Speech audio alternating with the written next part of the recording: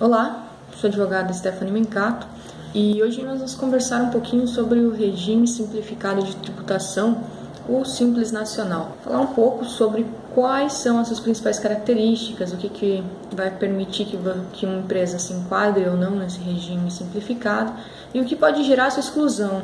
E caso essa exclusão aconteça, como é possível um recurso, eventualmente até mesmo uma ação judicial, tentando reverter essa exclusão desse benefício. Primeiramente, para se falar sobre Simples Nacional, é preciso entender quem são as empresas que são passíveis de se enquadrar nesse regime. A legislação ela é bem específica quanto a isso, então, para que você se encaixe no regime de Simples Nacional, é preciso que você seja enquadrado como um microempreendedor individual, uma microempresa ou uma empresa de pequeno porte. Seriam os MEIs, ME ou EPP. O que diferencia um tipo empresarial do outro? A legislação optou pelo FINIS a partir do faturamento das empresas. A microempresa, em regra, ela será aquela formada mais de um sócio, então no caso duas ou mais pessoas que se associam com o fim de constituir essa empresa e que vai ter um rendimento de até R$360 mil. A empresa de pequeno porte vai ter essa mesma configuração de uma associação entre duas ou mais pessoas com um fim empresarial e que vai ter um faturamento aí anual superior a R$360 mil e inferior a R$3.600.000 ou igual. É interessante aqui que esse valor de R$3.600.000 ele é válido apenas para exportações e adicionais nacionais. Então, ainda além desse valor, é possível que a empresa tenha o dobro dessa exportação, o valor de R$3.600.000 a mais no seu caixa que advenham de exportações. O microempreendedor individual, por sua vez, ele não se caracteriza nessa ideia de uma empresa formada a partir da associação de dois indivíduos ou mais. Então, ele é um indivíduo que exerce sozinho a sua atividade empresarial, vai poder faturar até R$60 mil e ainda assim ser enquadrado como um microempreendedor individual.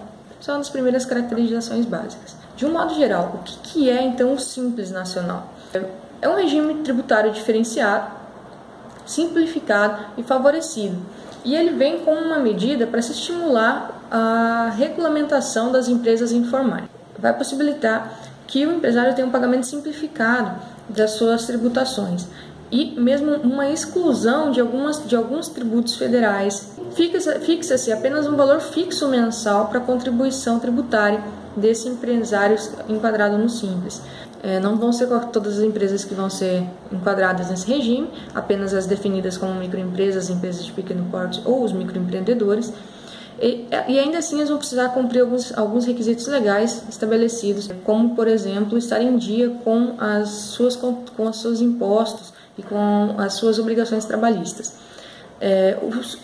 O Simples ele é um sistema optativo, então ele não vai ser aplicado em regra a todas as empresas que tenham a possibilidade de tê-lo. É necessário que seja preenchida uma guia e a formalização dessa opção pelo esse regime tributário junto à Receita. As principais características, então, desse sistema é que ele é facultativo, ele é irretratável para todo ano calendário, então vai fazer com que, se você optou por ter a tributação simples naquele ano, você não possa revogar antes do término do ano calendário dessa opção. O recolhimento dos tributos, então, vai se fazer a partir do DAS, que é a guia de recolhimento própria do Simples. Uma das coisas que mais geram polêmica, na verdade, para os empreendedores é que, após feito essa opção pelo regime simples, existem algumas situações em que ele vai poder ser excluído, ou ele vai poder solicitar essa exclusão.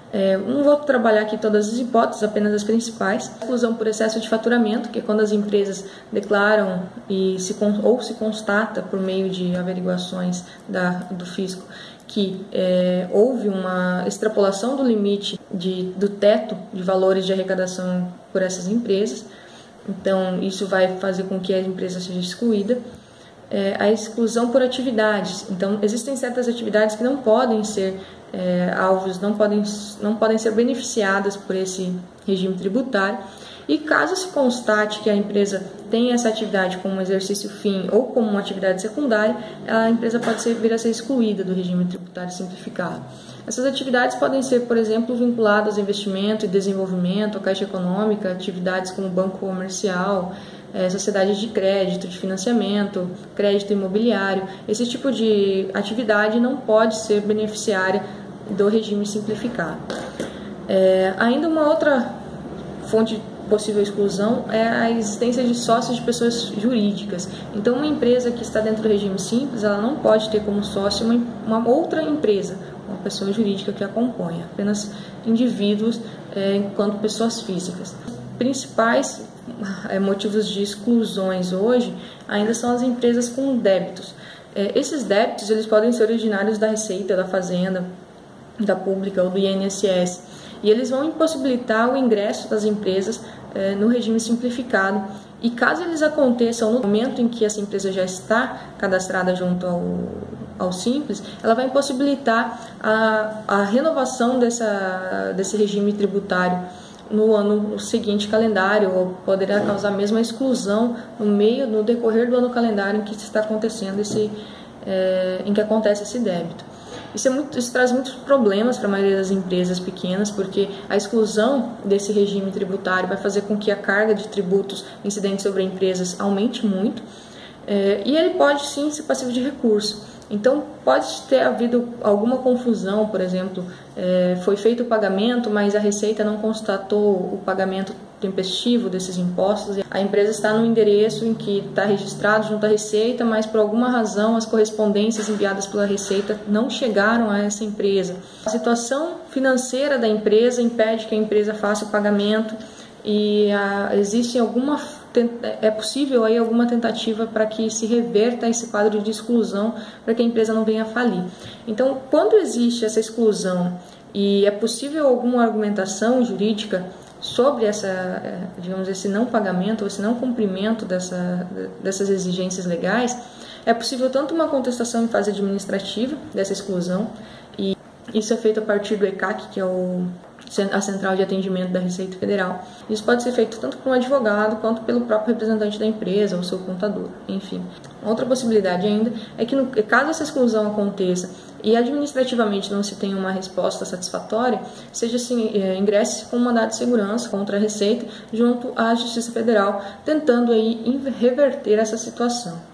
Por hoje, então, acho que era isso que tínhamos a conversar, e aguardo aí os seus comentários.